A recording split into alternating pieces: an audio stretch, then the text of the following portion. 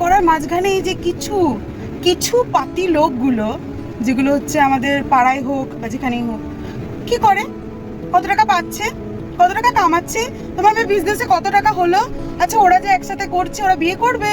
আচ্ছা কাকিমা বা কাকু, আপনাদের একটা কথা বলি, আমরা যদি বিয়েও করি না আপনাদের নেমন্তন্ন করবো না, তাই বেশি এক্সপেকটেশন রাখবেন না।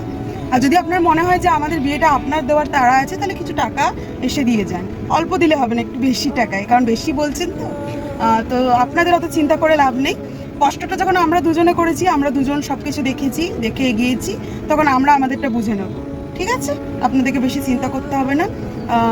আমরা কি পোশাক পরবো, আমরা কার হাত ধরবো, কার কাঁধে মাথা রাখবো, বাবা কাঁধে মাথা রাখা, কোলে মাথা রাখা নিয়ে তো আবার অনেক বড় সমস্যা হয়েছিল।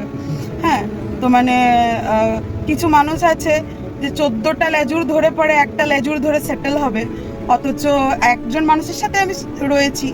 আমরা সত্যি কথা, জীবনে আমি কোনোদিনও প্রেম টেম করবো ভাবিনি, ও ভাবিনি। আমাদের দুজনের না অ্যাকচুয়ালি মেন্টালিটিটা কিছু করতে হবে। অ্যাকচুয়ালি আমাদের দেখা হয়েছিল, আমরা পেন্টিং করতাম এক জায়গায়, দুজনে শিখতাম, সেখান থেকে আমাদের পরিচয়। আমরা দুজনে পেন্টিং করি, তোমরা হয়তো জানো না, বলেছি আগে। সো আমরা অনেক কাজ করি, অনেক, এটা শুধু নয়, আমাদের আলাদা অনেক পেজ আছে, তোমরা দেখতে পারো। আমরা হ্যান্ডক্রাফটের কাজ করি, ও পেন্টিং করে, ওয়াল ডেকোর থেকে সব এভরিথিং।